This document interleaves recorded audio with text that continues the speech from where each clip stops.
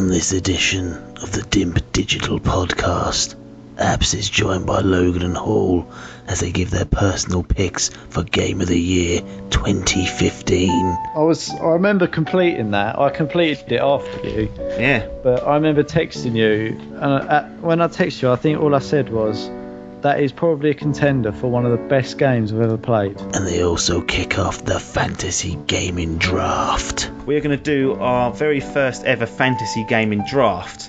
And the aim is for each of us to pick 5 games that we think will review well in 2016. At the end of the year, I'm going to check all of their percentages on GameRankings.com, total these up by the highest format. Dimp member with the highest total will win. It is as simple as that. All that and much, much more on the Dimp Digital Podcast.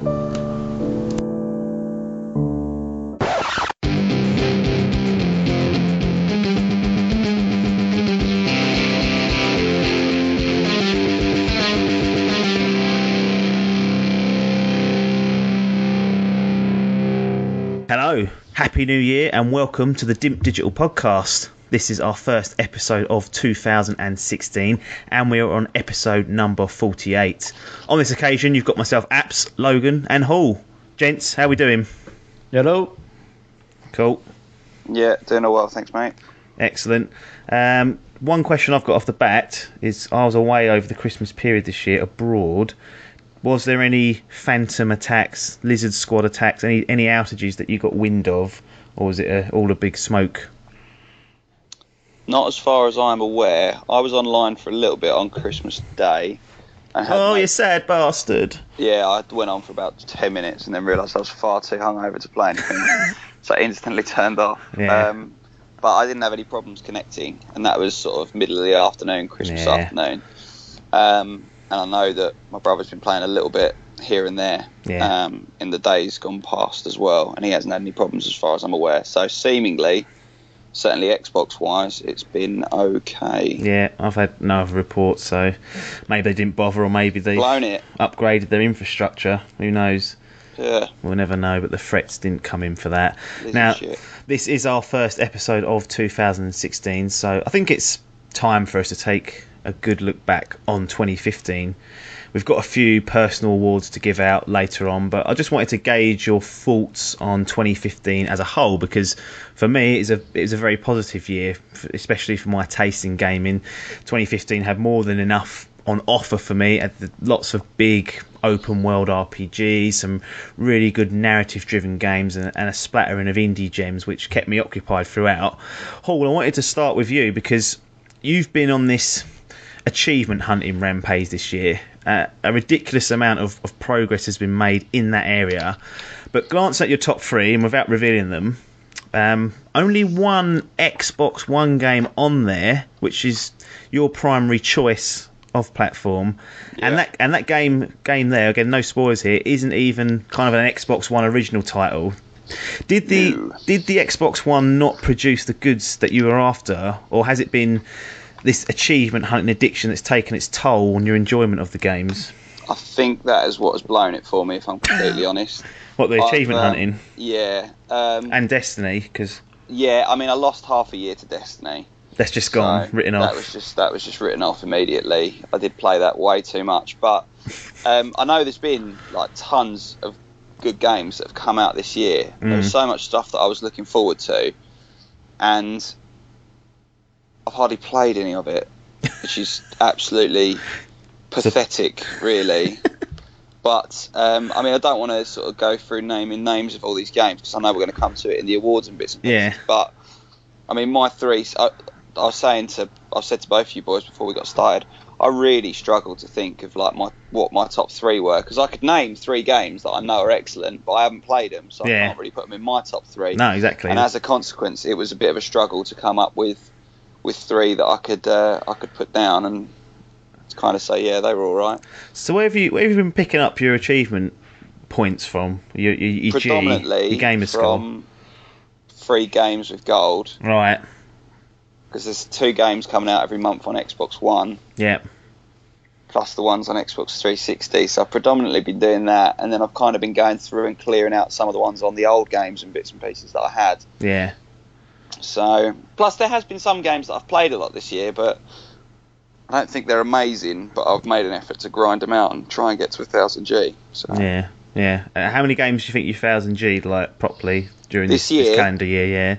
Probably not that many. Maybe 10 or 11. Not. That's absurd. That's not that many. Well, that is a joke for my standards of getting gamer score. Well, I think I've gained about, now it's at about 20,000 this year. Jesus. Which is not bad. That is a good year. It's, as far as I'm concerned, I think that's a real good one. Logan, let's get back to you. Overall, was 2015 an improvement over 2014, or was it a bit of a step backwards, or was it more of the same? It's hard for you for me personally. Well, I don't think it was a great year for me personally. I mean, in a similar manner to Hall, I lost half of the year to Destiny. But when I think about what's there that are really are my sort of games, there were some coming out, but they never hit the heights. Like, I think we know I was after Rainbow Six Siege, and I played it and I was a bit sort of like, Call of Duty was never really on the menu, but I wanted it to surprise me and it didn't. And I didn't get FIFA. I haven't even got Football Manager 2016. When it's on offer. Yeah, I've completely deviated from my normal gaming preferences, really. But saying that, I've still played some good games. It's just I find myself in a bit of a gaming rut at the minute. I mean, especially since I've got the PS4, I don't really know what I'm going to do now. I feel like I've got too much to deal with. You're like a fucking broken record of all this backlog and nonsense. Well, it's not a backlog, but I just, like, especially at this time of year when you see stuff coming up for sale all the time, you think, I haven't played that, I need to give that a go. I haven't played that, I need to give that a go. Drive Club. I mean, really, when we sent round our stats, and somehow, I mean, I'm not sure how reliable this is, but apparently my most played game this year was Forza Horizon 2. Yeah. I mean, that says it all in itself, really. Yeah. But I don't think I even felt like I played that a lot. Well, so maybe it's shorter games that have come in and taken the title. Well, the good thing was one of your resolutions was to branch out a little bit and not stick to your FIFAs and your Call of Duty. So you can't say you haven't done that this year because you've been playing all sorts of stuff. I'm telling you, I'm a man of my word nowadays. Well, you fuck. We'll get to that towards the back end of this, no doubt. But let's crack on to our personal awards for 2015. We've got our top 3 games, the most surprising game, or biggest surprise, whatever you want to call it, biggest disappointment, and the wooden spoon, which is basically shit. Let's kick things off with all the crap and work towards the top 3 and try and end it on a positive note. So, wooden spoon we're going to start off with. Hall, I'll let you go first on this one. I asked how to pronounce this game at the start and I've forgotten already, so you're going to have to take it away. Right. Numa Breath. Yeah, Numa Breath of Life it's called. Jesus. Yeah, and many of you will be thinking, what the fuck is that? God with game, good reason. Yeah, you are like a god in his own world, wandering around solving puzzles. It was a Games with Gold game, which I 1000G'd. Christ. Took me probably about 2 hours. To 1000G it? Yeah. It has some of the worst puzzle solving I've ever seen in a game. There is no physics. You can't pick anything up. It's literally just looking at things. So you just wander around and look. Yeah. And it really was a bag of shite. But it was only 2 hours. Imagine if that was 8 hours. No music. What? Just someone talking. Right. No sound effects. Nothing. Awful. So that's that one. Breath of Life, absolutely. And the worst thing was, I got it on Games with Gold, free. Not a problem with that. $12.99. R.I.P. And we know you're not a man to be paying out for these sort of games, are you? That is fucking outrageous. That makes Valiant Hearts look like a bargain, doesn't it? That does. I'd pay 50 quid for Valiant Hearts if Numa's worth that. That's fucking diabolical. Numa, Breath of Life, Xbox One, Games with Gold, Wooden Spoon. Bin it. Bin it. That's the review there. Don't even need to do a video for it. Don't bother. It's not worth the life. Jesus Christ. Logan, you've got Pool Nation FX. Oh, it was diabolical. And is that in comparison to Pure Pool, which you enjoyed? Yeah. So that was like that is in comparison to the pool game that was released 2 weeks prior to it as well, which was $7.99. I just Pool Nation FX free. Everything about that game was a disaster. From the gameplay through to, I mean, who releases a pool game straight after another pool game's come out? Well, it's free, wasn't it? That's why they've done like it. 3 months. And you think, yeah, it was, wasn't it? It was actually extended. Everyone was going, it's been downloaded a million times. It's fucking free, you cunts. It's fucking awful. It really was the most counterintuitive game ever. A million downloads suggests it's a good game. Who's playing that shit? Well, you downloaded them. You're part of it. You're part of that crew. I'll binned it off quickly. That is all I'm saying. So that's interesting. So the wooden spoon there, typically for the games that we least enjoyed. You two have both gone for Xbox One games with gold games. I find that quite interesting. That there's 2 games that you're being not given because you're still paying for the service, but it's something that's new and has been introduced lately, and it's kind of like a perk of having the online play, and yet you're now throwing it back in their faces. The thing is, for me, I look through all of my titles that I've bought. A lot of my, I won't buy a game if it looks shit. Like, I generally don't buy a game unless I know something about it. Yeah. And everything I like for the wooden spoon. Like, it would be unfair for me to give it to something else when that was just so categorically diabolical. Like, everything else that I played has been quite bearable this year. There's been a couple that haven't been brilliant, but like it was just not even on a par with this. Like, you can't even pass it off as a game. No. Well, that makes sense. Yeah, I mean, you are a lot more careful with your money than, say, me or some of the others. So yeah, that makes sense that you wouldn't necessarily buy something that looked or sounded that bad to start with. So, you know, having it free, you're more inclined to give it a go, aren't you? Because it's there. Yeah, exactly. You're more likely to play something a bit shittier. Yeah, exactly. So for my wooden spoon, I have given the Order 1886. The wooden spoon. So I don't think that's too much of a surprise to people that have got a PlayStation 4. Sony decided to ram this down our throats, and it turned out to up loads, wasn't it? Yeah, I mean, Sony put their fucking money in this. They went, market the shit out of this. Let's let everyone preview it, and all the previews came out saying it ain't that good at the moment. They better have something more to it. Turns out it was a visual treat that had like no substance in terms of the gameplay or its storytelling. It felt like a launch title. You know, you don't expect a lot for a console launch title, or I don't anyway. And in general, I think if this had come out, you know, back when it first launched, it would have gotten away with it. It would have shown off the grunt of the PS4, and you'd have gone, core, these games are going to look really nice over the next sort of 5 years or so. But this was almost 18 months after the release of the PlayStation 4, and the Order really isn't good enough. At that level, that far into the cycle, you're not going to get away with it.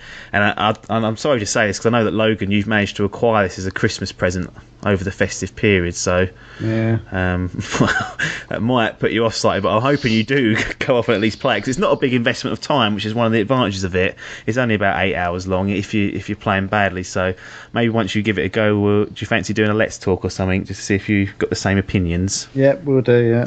We will look at doing that. So, Wooden Spoon wrapped up. That's our 3 picks there. Numa Breath of Life, Pool Nation FX, and the Order 1886. Most disappointing, so a bit of a tricky category, I would say. This is kind of your own fault in some ways by hyping the game up and it not delivering on what you've expected. But we'll go through them and see exactly what we've got. Logan, let's start with you. I mean, there's completely no surprise here. This was a very strong contender for me as well. It's a Telltale series. It's Game of Thrones. It's shit, isn't it? Yeah, it was an easy. Out of all of these that I had to do, this was by far the easiest for me. It was just. I hadn't even finished sending the message, and I bet you'd already replied saying Game of Thrones. That's it. I'd already did that. As soon as I've read that, I was like, right, well, it's easy. That is by far the biggest disappointment for me over anything.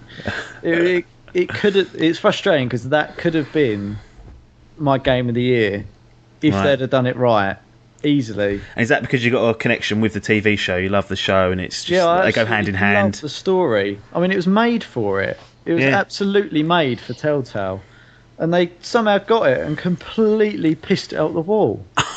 and it's just really in every single way disappointing.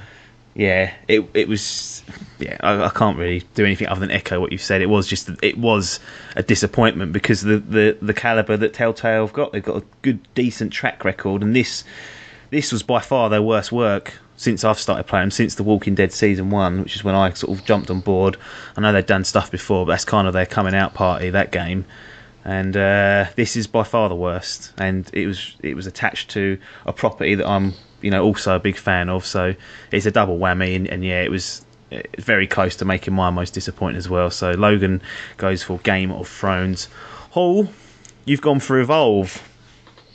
Yeah. So I am not surprised that that's made it onto a disappointing list, but I'm surprised that you chose it. I know you was the only one out of us that got it, but I thought you were getting on quite well with this when you first, started playing it. Yeah, I did enjoy it, and I played it for a bit, but there's not enough longevity to it, and No. you soon learn that because it is an online only. Well, it's not an online only game. There is some single player aspects to it, but as a single player aspect, it's a bit easy. Right. And playing online is just a complete joke. Like the monster is just always going to win, and I think maybe it would have been better if more of us had it. But it is, it's one of those ones that I played for a short while, enjoyed it initially, and then put it down, and now I keep on looking at it on the shelf, and I'm just never going to go back to it. No, which for me is what's disappointing about it. The fact that I've got it, and I'm just never ever gonna. It's not got any replay value for me at all. Would you go back to get some G on it? No, I don't think I would. I think it's just going to be... The thing is, as well, the achievements are ones which are not so much skill-based, they're time-based. So It's literally just put hours into the game. Right, I see, grind fest. Yeah, they're just hours that I'm not that bothered about. So that's, like I say, it's disappointing that it's going to sit on my shelf and never get played, which is what that bothers me, because it could have been amazing. Yeah. Do you think even if say 5 of us had got it, so you could have the 4v4 and 4-on-1, sorry, do you think then if we'd all playing it, was all kind of like a little community going, yeah, would that have changed it? Or do you think we all would have got bored the same sort of time and binned it, and it would be sitting on our shelves as well? I think if a few more of us had it, we probably would have been up for it. But I mean, you know how difficult it is to get 4 of us online in the first place. So these games are a tough sell, I'm telling you. These multiplayer only, especially co-op multiplayer only games, they really are. And the thing is, unless the reason that Destiny did so well is because it had such a big online community. It had the apps that went alongside. It had the areas like the tower and bits and pieces where you could literally just wander around and talk to strangers and ask them if they could help you do missions and bits and pieces. Right. When you're just meeting people online, like on Evolve, for example, you get which requires teamwork. It requires teamwork. Some moron would just be playing music through his headphones. Yeah. Someone else would be just putting his shield up to try and trap you in and just ruin the game. Yeah.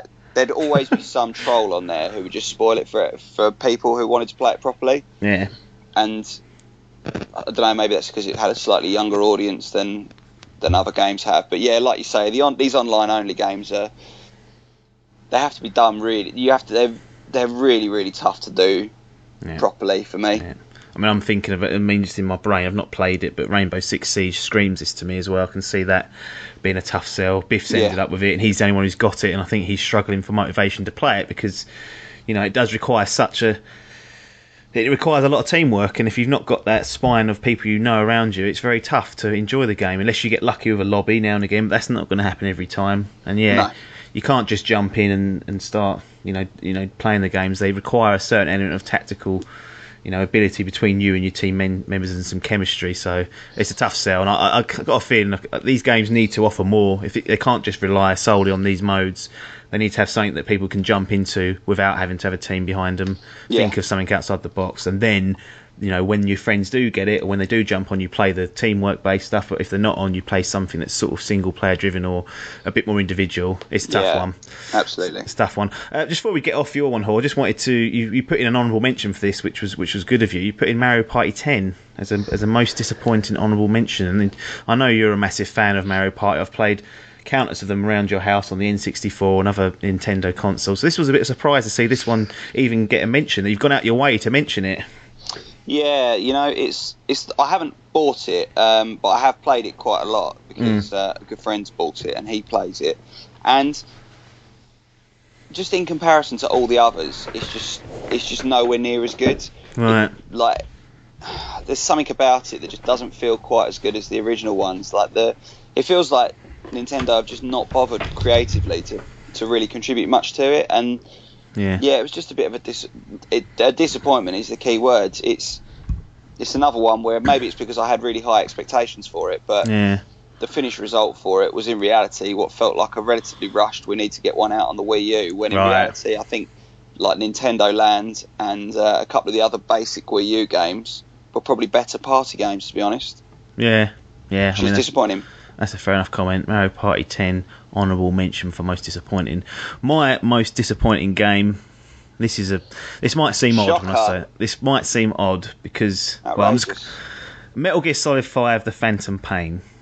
So I can't believe you've put that down. Well, this I absolutely can't. No, I need to try and explain this in a way that makes sense, but it won't. But I'll go for it anyway. I mean, I guess the best way to explain it would be this is a very personal choice here. It is not an objective observation of the game. If I cut my personal attachment to the MGS series, stood back and looked at MGS 5 on its own merit, it's a fucking great video game at the end of the day. Yeah. However, this could have been so much more had it been had it have been finished, because the biggest problem my biggest problem with MGS 5 is that the last third of the game is like shambolic when it comes to its pacing, storytelling, and it's just so unnecessarily bloated.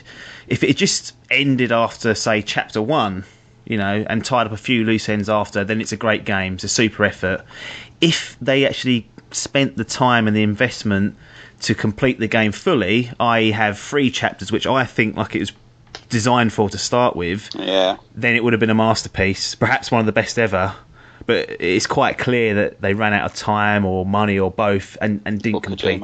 And that's why it's the most disappointing to me. It could have been a contender for a platinum, and it's one of the games that would have been a game of the generation, but it wasn't to be. It's still a great game. I gave it a gold, so go out and buy it if you've not played it. It's stealth action adventure at its best, so it's not a bad game. But again, it's my personal attachment and my expectation that stung it a little bit. Blowing it for you because of that. Yeah, and just knowing that it clearly wasn't done. There was this big falling out of Kojima and Konami. It's clear that he wanted more time. They said no chance, and you can almost get to the mission number and say you can see from here onwards they were rushing this. Yeah, and it's a shame. It's a great shame, and that is why it's the most disappointing one.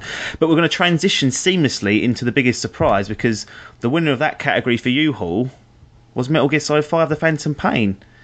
This got crazy high scores. Obviously, you've seen my review, the best reviewer out there, giving it a gold. Obviously.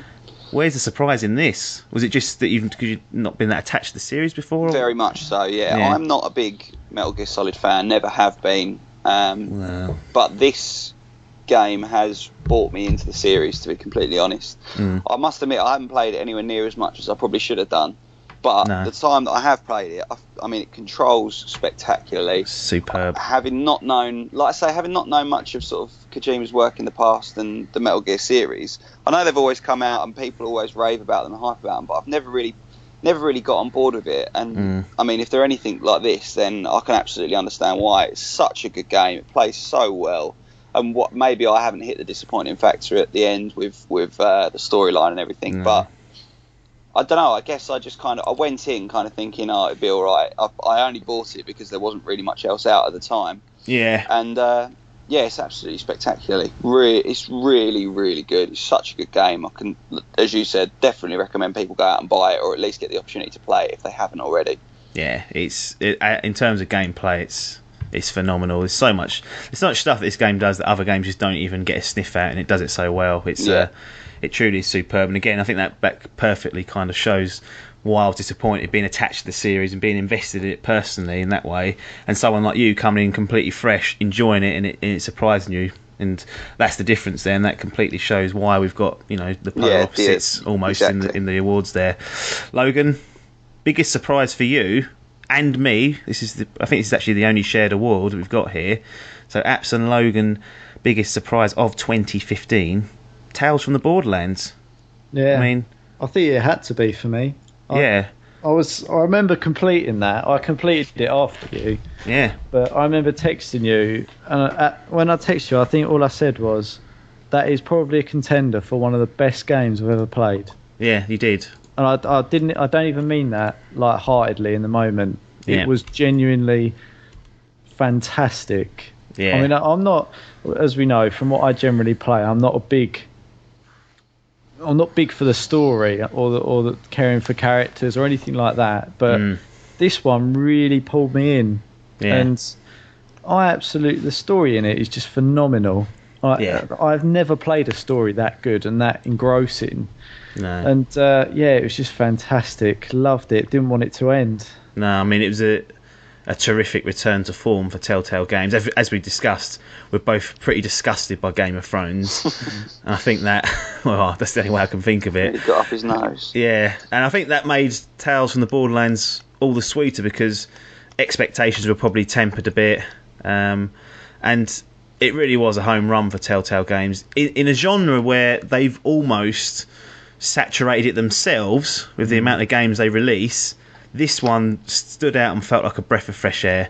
It was such a great change of gear. You know, all the serious games that Telltale have been doing recently, this was a departure of that. It's genuinely funny. It actually made me laugh, and in another year it makes it into my top 3 easily. But it was a clogged old year for me. But it's definitely biggest surprise because I wasn't expecting much from it. I thought, oh god, a game licensed property. What are they going to do with this? And they blew it out of the park, and it's hilarious. You have to go away and play it. I know you're part of the way through it as well, Hall, and I think you've been enjoying it as well, being a Borderlands fan. So I think from all three of us, Tales from the Borderlands is something that you've all got to go and have a look at. But the time has come for our personal picks for our top 3 games of the year. Now, unlike last year, I was looking back at the last results, we have no duplicates amongst each other here. So there are 9 unique titles between us, no common ground. I can't decide whether that's good or bad, really. But I guess it shows that we've all been playing all sorts this year. I think that's just it, that it just shows that we've played different bits and pieces amongst the 3 of us. And we haven't had a huge amount of overlap in titles and bits and pieces, have we? I mean, no. I know me and Logan have played a bit together, but certainly, like myself and you, Apps, I can't think of too many titles which we've both actually had.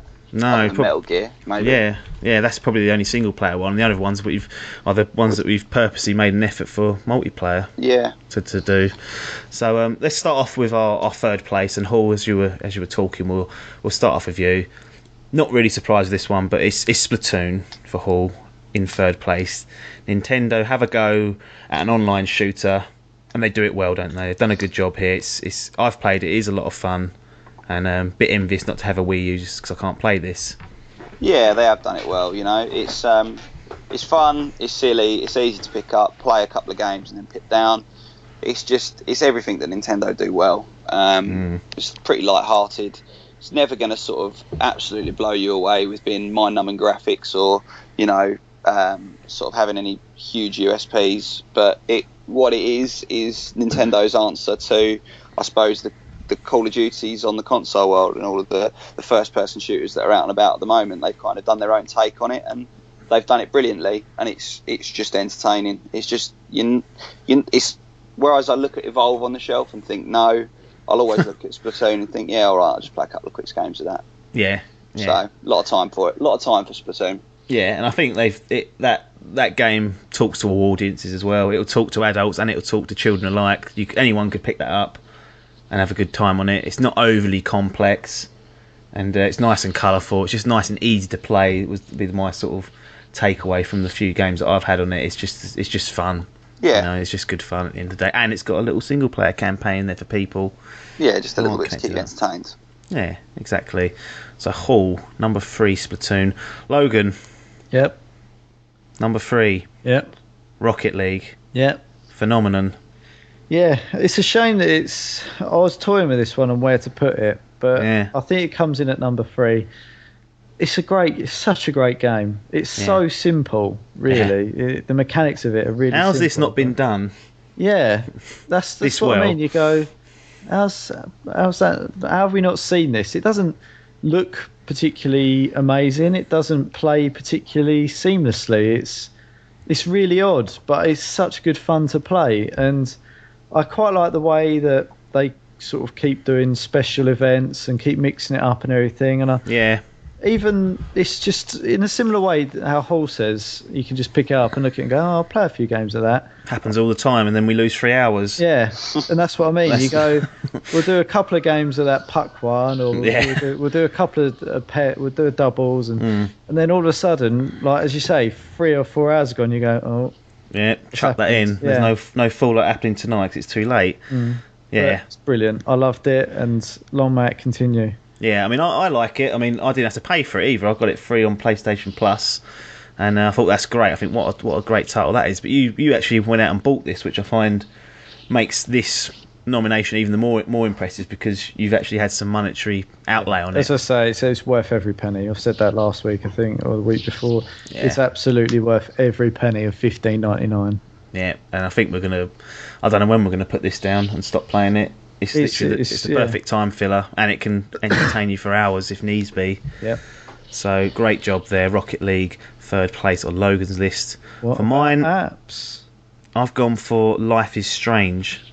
So, Don't Nod Games, who developed Life is Strange, they've kind of beat Telltale at their own game here. It's heavy in its narrative focus, but it offers some quite interesting puzzles, where you manipulate time to solve them. And what makes it a little bit more different to the Telltale games is that you can actually change the majority of decisions using this time mechanic, which, being a veteran of Telltale, when I first heard about this, I was thinking, sounds like a bit of a cop-out, really. But what it does do, it makes each choice more difficult because you've got an option to go back and change it. Whereas before with Telltale, you kind of press the button, you think, I've done that, it's done, I can't do anything about that. With this, you can go, I'll go back and change it and just see what the short-term ramifications are. And you see that and you think, now which one's better? And I think what helps it is that the choices in this are very finely balanced. They're a grey area. There's very few obvious ones, but being able to go back and change them just means I'm sitting there for 20 minutes deliberating, going, what should I do? Fuck it, I don't know what to do here. Should I do this or do that? And it sets you back. That's what you want out of these games. You want it to be difficult to do. Yeah. I never thought having options would make a choice this hard. I thought it would make it far easier. It definitely didn't. What helps also is that it's written so well. All the characters are fleshed out, and by the end of it, you kind of feel like you know all these people. You know what their motivations are, what their insecurities are, their passions if they've got them.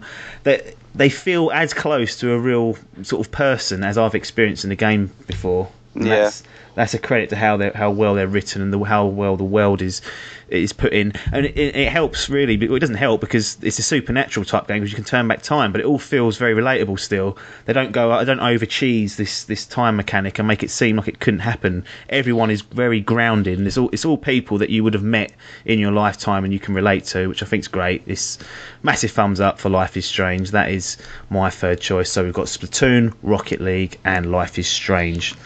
Now, number 2, the people that didn't quite make it to the top but got themselves a nice silver medal. Logan, I'm going to start with you. Star Wars Battlefront. Yeah. Here we go. So this is the game with no campaign. It's the game that you're scared to review. It's the game that's half finished. Yeah. But it's getting number 2. Yeah. I thought this one might be a controversial one. I thought you'd like it. I like the beta. I just love it. Every time I play it, I love the fact that I feel immersed. Despite its flaws, I love the way I feel immersed in Star Wars. And that is a personal choice for me. Yeah. So other people would just be like, well, it's just basic first-person shooter, but just COD with lasers, isn't it? Yeah, and in all honesty, it's not fight. It's Battlefield. Pew pew. It is a really basic game, and it is in a way. I think that's why I quite like it, because what I've been saying for years about things like Call of Duty is that there's too much to worry about. There's too much to concern yourself with all the time. Whereas this, although the guns are limited, they're not much different. I think in a way that's quite good. It's quite refreshing just to be put in, go, right, there's your gun, off you go. And I just like the unpredictability of it as well at times. It's just, it is flawed. It's not a perfect game. It is lacking a campaign, which is frustrating. Imagine how good that would be. Well, after playing those co-op bits and the amount of effort I put in, they've apparently put into those horde modes. I think you might as well have just binned that off. Yeah. Because it's not offering a lot, and for an extra 50% or whatever, just gone right. We'll do a campaign, but as we said last time, they probably didn't want to interrupt with the film. But it's for me. I loved it because every time I switch it on, I get that little buzz that I'm in Star Wars, and for me that's what takes it to second on my list. So is it safe to say that if this was Mass Effect Battlefront, so a universe that you're not particularly familiar with, it's not making the list? It wouldn't have even got bought. that honestly wouldn't have even got bought. So it's so surprising as well because generally games that run alongside a film franchise are awful, and that would be reason enough for me to steer clear from them. But this has been one that obviously I suppose it's the hype surrounding the film and Star Wars in general and people fanboying all over it that it's caused loads of people to go out and buy it, which is just like I say, it just seems to be the opposite way around compared to the norm. Yeah, but I think that is a symbol of how well that they've replicated it. Yeah, I honestly, I will admit it isn't perfect. It's got flaws that bug me, but even if you can put them to a side and still have good fun on it. Yeah, I mean, I played the beta a lot and I had great fun with it. The worry for me was, would it have the legs once the Star Wars vibes worn off? Because as much as I'm a fan of Star Wars, but I'm not like a mega fan. I couldn't tell you what all the planets are. I can barely remember that they're called AT-ATs, not AT-ATs. And what are those? What's this Chewbacca cunt doing? No, I know what he's doing. But that's sort of I'm very very casual in that sense of things. So I wonder, once that wore off, would I still play it? For me, if it had a campaign. It doesn't have to be related to the film. It's this set. I know the Jakku mat's meant to be set 40 years before the film, something like that. Anyway, so it's not something like that. I'd have been happy with, but I think it's flexible enough to do their own spin on it. Yeah, because it's such a big universe. There's room for them to do it. Hopefully, the follow up to this, they do a campaign. That's what and then I think there'd be no reason for me not to buy it because having played it, it was solid in what it was doing in terms of its gameplay. I just felt like it was a missed opportunity, and with everything else that I've got sitting on that plate of mine, I thought this is one that I can just sort of check out of. I'll play Rocket League, I'll play Borderlands for co-op, and then try and settle on some campaigns. But Star Wars Battlefront makes it for Logan's number 2, and that's not a shit. That's silver medal. Hall, this is your lone Xbox One title. Yeah. And it's about a decade old in reality, but it's Gears of War Ultimate Edition, so the remastered version of Gears of War, which in its time was fantastic. But this is number 2 for you in 2015, in the year 2015. Talk to us. I don't think this is really... I've done this by games that I've probably played the most. And I put loads of time into Gears. I absolutely loved. I loved the original game when it came out, and don't get me wrong, the remake of it is absolutely fantastic. Once again, it's not without its flaws. The online matchmaking is not brilliant still, but for what it is, it's been revamped, it's been retouched. It looks brilliant. It plays absolutely spot on. Like, you wouldn't notice that it was. It doesn't feel like a remake of a game. It feels like it's a fresh game. It looks like an Xbox One title rather than a 360 game that's been revamped, if you see what I mean. Yeah. But really, it's more of a reflection on how poor 90% of the games that I've played this year have been.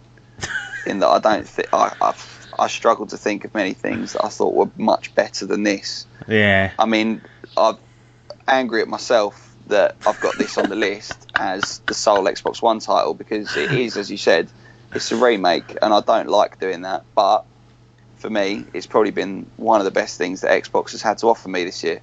Right. Personally. Yeah. That tells its own story, doesn't it? Yeah, I think that says more about me probably than actually Xbox itself, because I know there are better games out there, and I've just not gone out and bought them. So. Yeah.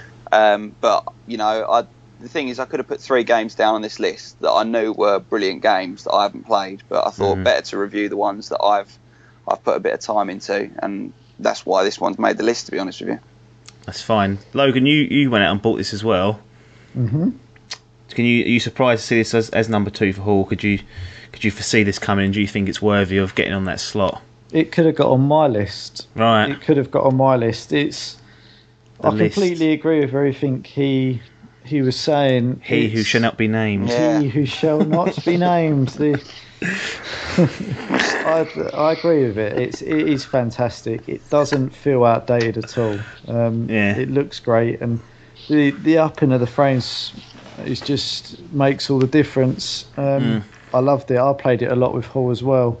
Yeah. And even though I played that a lot on the last gen as well, especially a lot of Gears, it felt fresh and new. So yeah, they did a great job with it. Yeah, and it's a testament really to how good a job they did back in the day. Yeah. I think that's a fair point. It just shows how good was that game when it initially came out, that we're still raving about it now 10 years later. So yeah, exactly. Super stuff. So the final one for us to go through in terms of second place is mine. I've got The Witcher 3 Wild Hunt. So yeah, you liked this one, didn't you? Surprised this wasn't number 1 on your list, if I'm honest. Yeah, I really thought this was going to take the top spot. It's a tough one. This was tough. This was. I must admit, there is an omission from your list that I was surprised to see. And I won't reveal what it is until we've been through them all. But yeah, I knew this was going to be way up on your list, as everyone that I know that's played it said it's just absolutely ridiculously good. Yeah, I mean, The Witcher 3 is a special game. It's won Game of the Year and on many other outlets, and rightly so. The scope is ginormous. The quests are fantastic. The side quests are even better than the main quests. And like the open world of The Witcher feels natural and alive just in itself, just in travelling around. It is a supreme achievement from CD Projekt Red. You know, The Witcher 3, I think personally, The Witcher 3, it'll go down as a new benchmark for open world games. Everyone else has got to step up to the plate now. They're not going to get away with throwaway side quests that don't mean anything, shitty fetch quests. Yeah. They won't get away with not fleshing out all the characters that you meet in the game. They won't get away with a lack of detail because, quote unquote, the game is too big, because The Witcher 3 is too big and there's a shitload of detail in there, plus all the positive I've just mentioned to you guys. Yeah. It's, this is now going to be a measuring stick. CD Projekt Red, thank you for giving me this measuring stick, because I think this is going to be a handy tool for me in future. When I open world. Yeah, when I say what's the open world, how does it stack up to The Witcher? And if it falls short, then it's going to fall short. It's handy to have this. It really is a fantastic game. People complained about the combat, and I don't get all that myself. I thought the combat was fine, and they were like, "Oh, it's not like Dark Souls." And it's like, well, no, it's not. But Dark Souls doesn't give you a massive, great, big open world that you explore, and different game, isn't it? Different, yeah. And the combat for me was fine. It had enough variance for me in there, and I bet these people were playing it on an easy difficulty. Which again, if you put it on the top difficulty, it's going to give you more variety. But The Witcher 3, fantastic game. Now, here it is. This is it. Top game of the year in our personal picks. We're going to start with... Let's start with Logan. Now, This is the only duplication on the list in terms of a game receiving 2 awards. Yep. This was your wooden spoon. No, this was your most surprising game. Wouldn't be surprised with this cunt, I'll tell you that much. This is your most surprising game, and also your top game of the year. And based on your text, I'm not surprised about it at all. Tales from the Borderlands. I mean, you've basically said all you need to say about it, really. Yeah, best game for a story I've ever played, and you've played The Walking Dead season 1. You've played plenty of other games as well. Mm-hmm. Yeah, it was phenomenal. Absolutely loved it, and it completely changed my outlook on games. Really, it was. Right. I think it's a revolutionary game for me in that I won't just go for gameplay all the time now. I'm quite happy to sit there, I think now, and get absorbed into a almost like a film-like story. Yeah. So yeah, it was great, and I would absolutely love them to do this, and I feel like they put effort into it.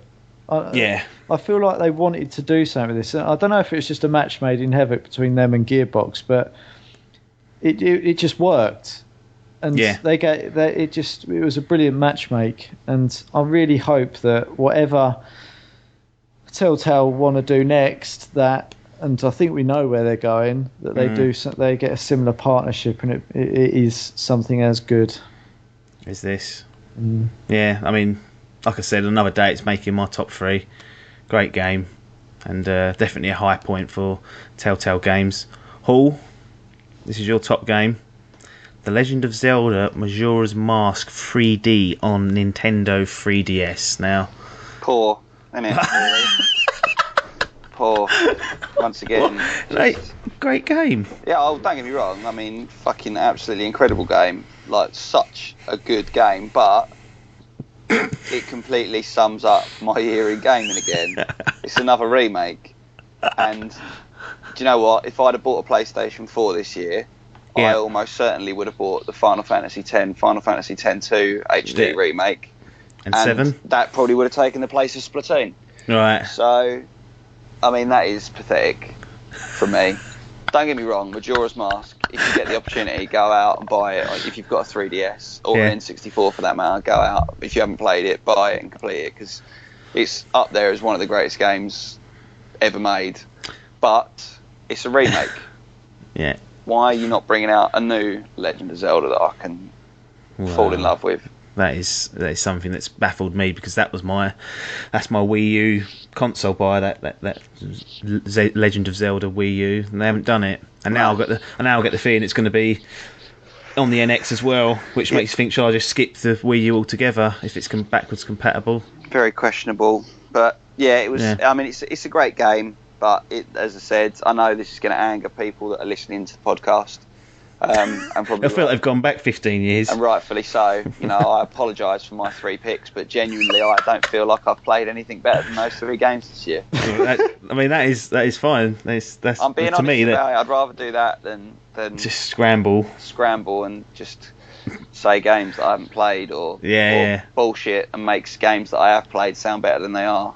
Yeah, I mean, it's a weird thing that we're doing anyway. I mean, why should we sit here and pull out games that were released only this year? Why not all the great games that have been released that we haven't played 2-3 years ago? I've just picked stuff that they've remastered that was good back in the day and gone, yeah, put that in there. Go back to Majora's Mask. Would you rate it? So I always see, I've played Ocarina of Time. It's the only Zelda I've played through properly and fully. Mm-hmm. A lot of people say that's one of the greatest games of all time, let alone the best Zelda game. Would you put Majora's Mask above that, or just behind it, or in the same kind? Just behind it still. I mean, I'm talking very minimally behind it, but for me, very different. For me, the Ocarina of Time is probably the best game of all time. Cop out. And this is, I mean, it's up there as it's probably still pushed for my top 5, I reckon. Right. Which is why it's finished so highly in my list this year. Well, yeah, it's at the pinnacle. There you have it. Fantastic game. Yeah, no, and I mean, if you've got a 3DS and you've not played either of those, they're both and what are you 3D. Doing with your life? Yeah, get it on, because I've played Ocarina of Time on Nintendo 3DS. Great. It works so well as a handheld as well, which is bizarre to say, but they do. They've done a real good job with those. They really have. Now, so my number 1 game of the year for me, my personal pick, is Bloodborne. Yeah. So, Bloodborne, you know, I was ready to give up. I was ready to give up several times. I've texted Paul and saying I ain't doing this anymore. It's too hard. But Bloodborne was almost like a journey. Like it was a journey that gets to the DNA of what games used to be. You know, they used to be. Well, they still some still are. They were a challenge. They tested you. They didn't give a toss about difficulty settings. They didn't have a money-hungry publisher telling them to change how the game played so the masses could come along and consume it with little skill and no desire to learn. And this is what Bloodborne is. It shines a light on you as a player. It almost blinds you, but it draws a line in the sand and just says, look, here are the rules, here's the challenge, now off you go. Find a way to win. And that's what you do as a Bloodborne player. You scrape and you scrap for the smallest of victories, and I'm talking minute victories, but the payoff is immense. It really is. When you talk about the game mechanically, it's hard because it's a genuine challenge.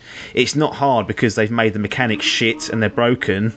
It's that's case in point. I'm playing the Evil Within, and that's real tough at times. That's because the mechanics are shit, and it just spams you with enemies, and it does things that kind of seem unfair. Bloodborne doesn't do that. It's hard because it's been expertly designed with no compromise to you as a player, and everything works as it should. When you die, it's your fault. I think that tunnel vision of the development team has allowed them to create this unforgiving but rewarding experience. Yeah. And I know that, you know, if I step back from this sort of journey that I've gone on with Bloodborne, and I know that if I played Dark Souls or Demon Souls before this, then this probably wouldn't have had the same impact. But to go on this almost like a gaming pilgrimage for the first time was an absolute joy.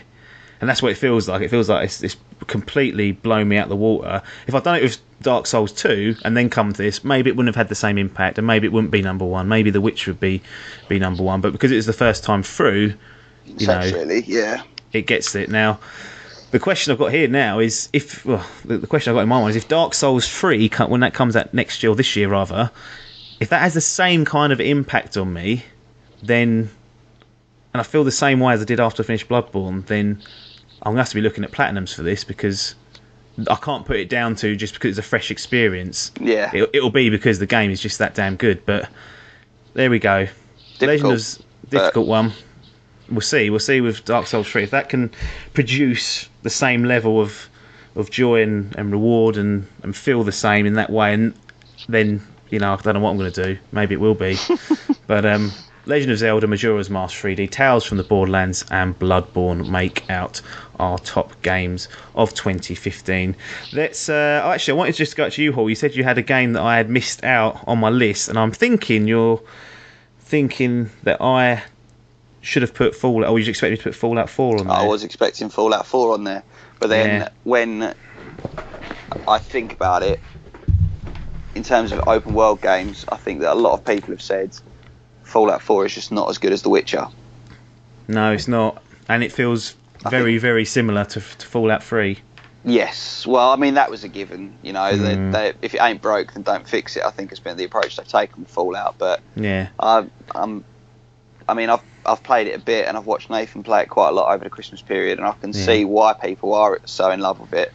But there's been some complaints about it as well, so I can understand its omission. But yeah, I was surprised that it didn't feature in the top 3.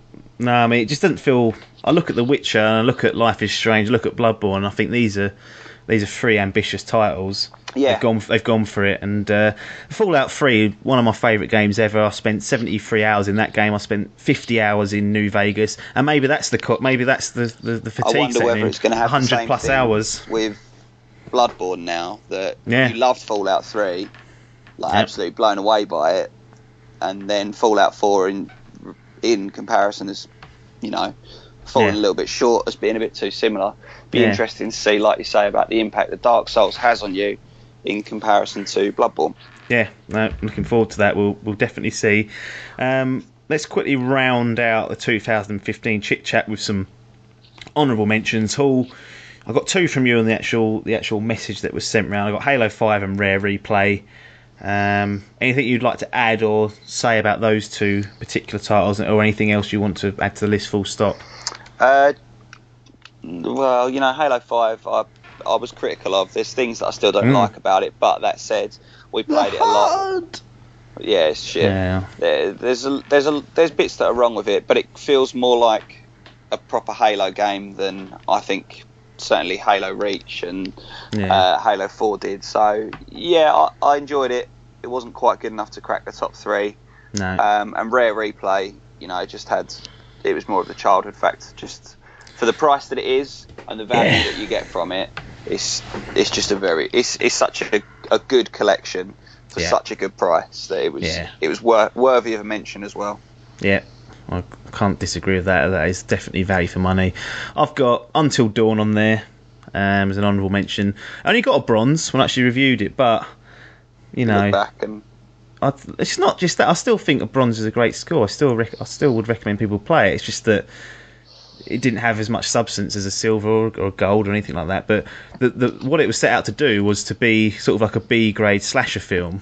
Yeah, and it nailed that perfectly, and I can see why some people were off put going, "Oh, that's shit," but it set out what it was intended to do, and the amount of choice you get in that game is unbelievable. The fact that every character can die and it'll be your fault is great fun to experiment with. I think it's a fantastic idea, and I hope they do another one for it. But it's almost like a surprise package there, because I was expecting it to be bad.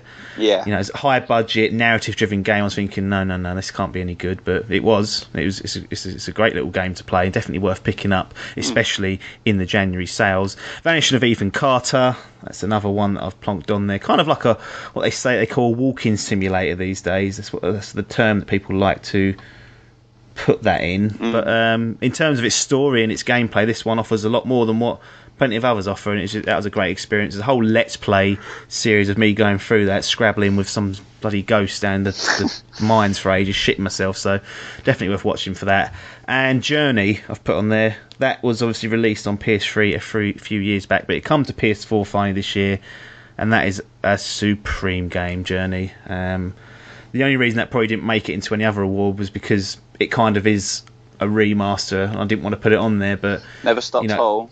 No, it never stopped whole. No, and I think, I wouldn't take out what I've got in my list, to be honest, those three, but it's very, very close, this one. It's on merit. Fantastic. Yeah. Logan, anything from your particular side that you wanted to just give a quick mention? Just obviously be the ultimate game of the year, but just something that you've enjoyed nonetheless throughout this calendar year, or the past calendar year. Yeah, I really enjoyed Valiant Hearts. Oh, yeah, that was, yeah. Again, a complete change from what I'd normally play, another story game, but that was a bit different in itself in that it was sort of partly educational, and I don't know, I quite liked it. It's just it wasn't too serious. It didn't take a load of effort. You got a good little story with it. Yeah. Some interesting facts, and I really enjoyed playing through that. I thought that was a great little game. Yeah, I mean, you played that this year. It come free, I think. Did it come with Games of Gold free? Yes, it did. Yeah. It did, yeah. Whole ain't Is that buying it. initially it was released in 2014, but yeah, I mean, a lot of people would have picked it up during the Games of Gold. So, again, I'd definitely recommend people who still haven't played that to give that some time. Any others, or are we free to move on? That means gone, I'm afraid. Yep. With these sort of time commitments now. Really quick, I mean, we've got these fantasy drafts to go through here, so we might run a little bit long on this one, but I wanted to just flash back quickly to the start of 2015, and I've got a list here of all the games that we listed off as our most anticipated. And I thought it'd be funny just to look back and see how many of those A came out, and B, were they any good or not? Yeah. Or did we actually go out and follow through and buy the fucking things in the end? So, I can almost guarantee the answer will be for you, sir, no. Well, we'll see. So, Logan, your most anticipated games for 15 were No Man's Sky, which I think me and you both had on there, so that didn't come out. That weren't our fault. Evolve, so he was anticipating it. Evolve Big Alpha, you called it, when it was in the alpha stage. Got a bit muddled up with the names, but that never got bought. Halo 5, which I think's, it's a fair comment, that one. Battlefield Hardline, that got binned after its beta, didn't it? Loved it, but didn't get bought. No. Star Wars Battlefront, bought that. Not far away from there. Project Cars missed out. I ended up getting that. Great motorsport game. Minecraft Story Mode, and Crackdown, which obviously hasn't come out, unfortunately. I haven't done too bad off that. No, it's not too terrible. It's not shocking. Man of his word. Well, we'll see about that. Paul, you've got Halo 5. Bought that. Final Fantasy 7, 10, and 10-2 re-releases on PS4. Didn't get a PS4. No, you didn't. Yeah. Gran Turismo 7. Didn't get a PS4. No. Mario Maker. No, I haven't got it yet, but I'm still on the radar for it. I was waiting for it to come down in price. There you go. Mario Party 10, which you did get and did disappoint. Didn't get, but played it. Yeah. Oh no, didn't get, but played it. Disappointing. Yeah, fair enough. Star Fox, which got pushed out. Zelda Wii U, which got pushed out. And MK10, Mortal Kombat 10, which got dropped. Binned off it. I had Metal Gear Solid 5. Bought. The Order. Bought. Played, didn't buy, but still good enough. Uncharted 4 got pushed out. Binned. The Division got pushed out. The Witcher 3 didn't get pushed out, number 2 in the Championship. Rise of the Tomb Raider got binned, so that got dropped out of proceedings. Dying Light got binned, although there's an enhanced version coming this February, which I'm going to look at. Bloodborne got number 1. Quantum Break got delayed, and Rainbow Six Siege got binned because they didn't give it a fucking campaign. So that's that. I don't think any of us have done terribly there. It's hard, isn't it? It's hard to do that. There's a lot of stuff there has been delayed. Yeah. You cost yourself by not getting a PS4 by the sounds of it. Yeah, well, I mean, GT7 hasn't come out. No. The Final Fantasy remakes, yeah, I would have got, but I've got my PS2 set up with Final Fantasy 10 and 10-2, so it's only really Final Fantasy 7 that I've missed out on. Yeah. And even that, has that even come out, the remake? No. Don't know. It got delayed, didn't it? Yeah, into 2016. Yeah. It's been dropped out of the situation. Bloody hell. So just checking on the New Year's resolutions. Hall, you did have increase your gamer score, which you wholeheartedly done. Buy a PS4, that didn't quite happen for you. No.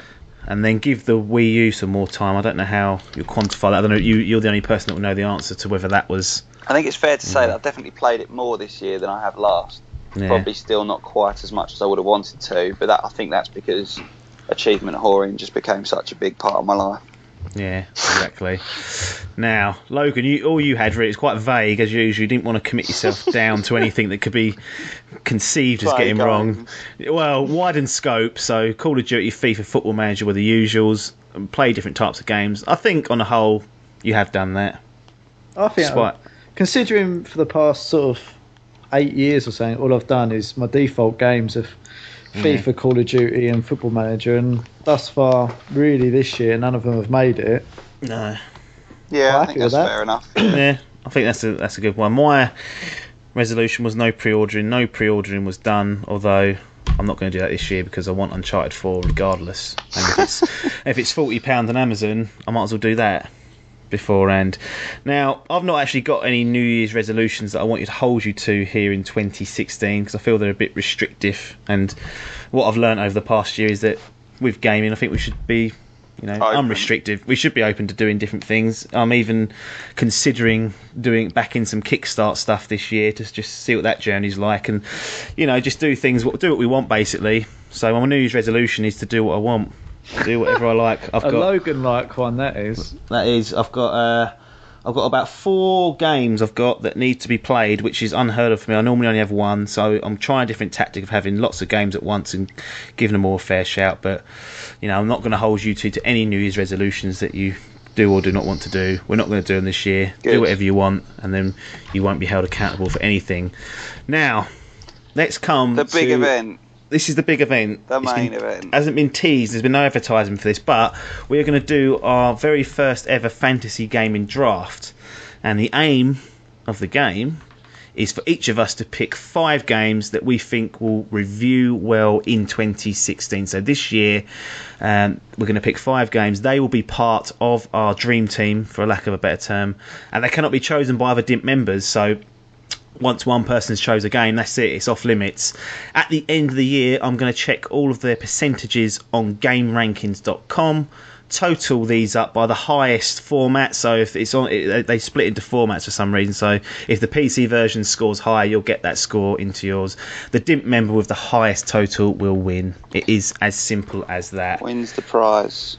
Now, Hall, you actually won our off-air decider for who goes first. I'm second and Logan is last. So without further ado, will you pick your first game? So we're picking 5 games each, yeah? Yeah, but you pick one game to start with and we go around to the round robin. So don't be picking 5 now. No, I'm not. I've got 15 written down. That's enough to cover all. Exactly, all possibilities. And it's done by percentage review, yeah? Yep, so the score, the percentage will essentially, I'll just convert that into a number. If it's 99%, you'll get 99 points. But obviously, if it doesn't come out in 2016, you lose it. It goes down to 0. Yep, so that's the risk you've got to take. Ooh. Okay, I am going to start with... so difficult. The tension is unbearable. It's absolutely tangible. I am going to start with Star Fox Zero. Wow. Star Fox Zero, delayed into this year, so had he chose it last year, that would have been an absolute disaster. But Star Fox Zero is Hall's first choice. I can see why. Nintendo always review well. Yeah. It's a good solid choice, in my opinion. It's actually on my list somewhere amongst the shuffle. I'm going to back it. I'm going to back Uncharted 4. Yeah. I'm going to go for it. It's been delayed again, by the way. Delay news into April. Yeah, I know. Which happened over the festive period, but I've got confidence. looking up release dates to make sure that all of my stuff is in the clear. Yeah, I mean, I'm going with that. I'm backing it. They haven't let me down yet. Hopefully, it will live up to expectation. I think the expectations might kill it, which will be unfortunate. Be interesting. Logan, will you take your first pick, please? Hasn't done his research, has he? He's scrambling. But I'm a bit concerned that I thought this might be a good one to go with, but I think it might be a bit of a divider. Yeah. I'm going to go with Dark Souls 3. Yeah. Yeah. That was irritatingly on my list. Yeah. That was one of my top 5. Yep, same here. That's stung out of proceedings. Yeah. Dark Souls 3, I think you're in luck there because the critics love it. I think after Bloodborne they will. Well, maybe they won't. Popular. Maybe they'll go, that's shit now. Bloodborne better. Never know. Hall, number 2 for you. I am going to go for... I'm going to keep relatively sensible and go for Gears of War 4. Ooh. You know what? I've got... Well, it should come out next year. It's like Judgment. That's a black hole, that is. It's due middle of the year. I've got 3 or 4 others that are all due December. Yeah. That are, I know we're going to get amazing reviews, but I'm hoping that comes out. That could be a stinger. Well, we'll see. Gears of War 4, number 2 pick. I might just go big. I might just commit. Well, there you go. That's what you got to do sometimes. I'm going to go for my second pick. I'm going to go for Street Fighter 5. Oh, no. I didn't even have that on my list. I looked it over and brushed it off. Yeah, I was going to brush it off, but I thought, no way. Surely got to review well, isn't it? Risky. No. Risky. That is risky, because if it goes wrong, they will know about it. Yeah, well, unbelievable. I mean, how did Street Fighter 4 review? Didn't even look at it. There's so many versions of it. I gave up on trying to do research. I thought, look, it's a fresh number. It's on PlayStation 4 only. Mate, this will come good. 66% Street Fighter 4. Oh, I could have blown it there. Mate, it's coming out unlike Gears of War 4. Oh. That's what I'm saying. Krogan. Logan, number 2.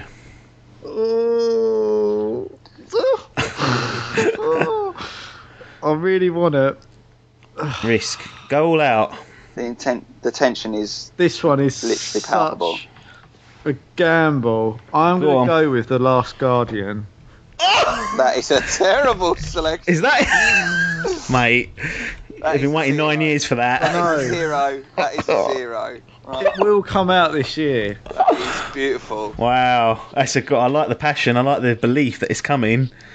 Got to believe. It's got to believe for 2016 this year. Last Guardian, fantastic effort. Hall, number 3. I am going to go for. I think I'm going to take another relative gamble and go for Metroid Prime Federation Force. Yeah, I did look at that one. And I think that's a decent choice. It's coming out, we know that. Well, we don't know that actually. It's Nintendo, well, that's so the thing. we don't know what's going on there. It's going to, but yeah, and it will review well. I'm relatively sure, but just hope that it doesn't get delayed. Nope. Right, so my number 3 then is going to be XCOM 2. Gobble that one up. Thank you very much. Yeah, that was on my list. Take that one. Logan, number 3. Right. I think this is because I want this one to be good. No Man's Sky. No. No. I want to see if anyone takes that one. Recore. Yeah. Recore? Yeah, that's an E3 one. I remember seeing that. Never even heard of it. Again, not overly sure on the release date, but June it did look. 2016, they reckon. They reckon. They ain't going to be coming out then, but. Hall, number 4. I am going to take. I'm going to go for a bit of a gamble here You've said that every time. And I'm going to plumb for Pokemon Go. Is that the one? Yeah, I had that on mine. I didn't have it on the top 5, but that is the App Store Pokemon that will be coming out starting next year, hopefully. Well, but the thing is, I thought it was going to be based on sales at first, in which case that would have been number 1 by a fucking country mile. But it's not. On review, that could just be an absolute blowout. It could be. It depends what they do with it. If it doesn't work when it first comes out, then that will be a blower. Yeah. But we'll see. Okay, fine. Number 4. I'm going to go for Deus Ex Mankind Divided. Ooh. I've been talking up the series. It's time to back it. Yeah. I'm confident this will be another good entry into the Deus Ex world. Logan, number 4 for you, please. Mass Effect Andromeda. It's gone for the risky one. Is it even? Yeah, that is a risk. It's due for December 2016. Let's see what happens. I'd love it to come out again, like the last guy, and I'd love that for that to come out. And if it does, it will be good. Oh, but it'll get rave reviews if it comes out. It might hit its date. It might not. So there you we'll go. See about that. Okay. Questionable. Mr. Hall, your final choice. I am going to go with a relatively safe option this time. Yeah. And take Plants vs Zombies Garden Warfare 2. Plants vs Zombies Garden Warfare 2. Well, that's a bit of a blower, isn't it? For that's brought everyone down, that has. Mate, it'll get good reviews. Garden Warfare 2. Well, when's that due? Middle of the year, I believe. Time for that to be pushed out. Trust me. Now, what do I do here? Let's back it. No Man's Sky. Oh, he's done it. He's backing it. I've got the fact that you've gone for Last Guardian and Mass Effect. I think I feel a bit of a cheat if I just said Call of Duty or something. I need something that I have a personal investment into, and this is the game. Yeah. This is the one. So that will round out my top 5. Logan, your final choice of the Fantasy Gaming Draft 2016. Oh my god. This is so hard for me. Oh, God. Right. It's between 2. Yeah. I think I'm going to have to go... Go big. Doom. Ooh, yeah, I saw Doom. It's coming out. Bethesda publishing it. Not got a title ID Software. Yet, it's just Doom. I think it's just going to be called. Yeah, I think they're actually going to keep it like that. I think it's just it's due sort of Q1, Q2 this year. So I'm surprised there are 1, 2, 3, 4, 5, 6, 7 games on my list that haven't been picked up there. Yeah, on mine there's quite a few. There's one that I'm surprised no one has said because it's coming across. It's coming across all 3 platforms, and I think it's going to be big. Battleborn. Yeah. Oh, that's not on mine either. No. What? So I'll run through and then we'll mention stuff that we haven't. Yeah, so Hall, you've got Star Fox Zero, Gears of War 4, Metroid Prime, Federation Force, Pokemon Go, Plants vs Zombies, Garden Warfare 2. I have got Uncharted 4, Street Fighter 5, XCOM 2, Deus Ex Mankind Divided, and No Man's Sky.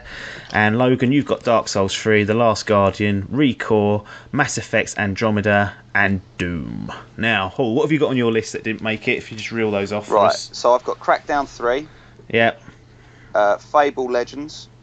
Yep. Far Cry Primal. Yep. Final Fantasy 15. Yep. Tom Clancy's The Division. Yep. Quantum Break. Yep. And then Legend of Zelda. But I don't think that'll come out next year, even though it's due for 2016. Yeah, bollocks. That would have been my absolute banker of a 90 plus. Yeah, exactly. I've got Call of Duty, whatever the next Call of Duty game, Scalebound, Quantum Break, Far Cry Primal, Homefront: The Revolution, Mafia 3, Overwatch, which is a bit like Battleborn, Mirror's Edge, and Dishonored 2. Overwatch will sell fucking ridiculously. Yeah, Blizzard's game. Isn't that already out? No, it's beta. Yeah, the beta's out and it's getting piss good reception. Yeah, that'll destroy. Yeah, that'll absolutely fucking walk it. I didn't have a vested interest in it, so I didn't want to pick too many games that I didn't really care too much about. So I've tried to go with stuff that I've got some sort of. Yeah, I think Logan, with the exception of Dark Souls 3, I think Logan's gone for that sort of area because he's never getting that. He's never picking that. No, I ain't picking that up for shit. No. If you is there anything missing off your list that we have not mentioned and that we've forgotten about? I don't think so. Did someone mention Mirror's Edge? Yeah, that was on my list as well. So, well, there we have it. One that I did quite like the idea of is Ratchet and Clank. Yeah, I wouldn't want to touch that for some reason. I didn't want to make the risk on that one. That one's going to be either a big hit or a big miss, I had a feeling. Yeah, based on the film that's based on the game, and you kind of think that's a worry. That's a worrisome time. Ratchet and Clank. Hopefully it's good. It looks fantastic. It looks like a bloody Pixar game. Just the graphics look amazing. But there we go. So that is our first ever fantasy gaming draft done. That will be locked in for 2016. If for whatever reason there's a massive influx of games that get announced to come later on this year, maybe we'll do another 5 at a halfway point, but we'll just have to play that particular bit by ear. Maybe we'll split into 2, but for now that will be our picks and they'll be locked down. And I think that's about time we wrap this up. If you want to get in contact with us, you can do on Twitter. It is at Dimp Digital. You can also like our Facebook page, which is facebook.com/Dimp Digital, or you can email us using dimpdigitalmedia@gmail.com. Get involved and get in contact there. And remember to check out our Dimp Digital YouTube channel with our video content going up every week. And you can also subscribe to that so you're notified every time we post something up. That's it for now, though. Game over. It's goodbye from Logan. Ta-ta. It's goodbye from Hall. See you later. And it's goodbye from me, Apps. Thanks for your time, and ta-da.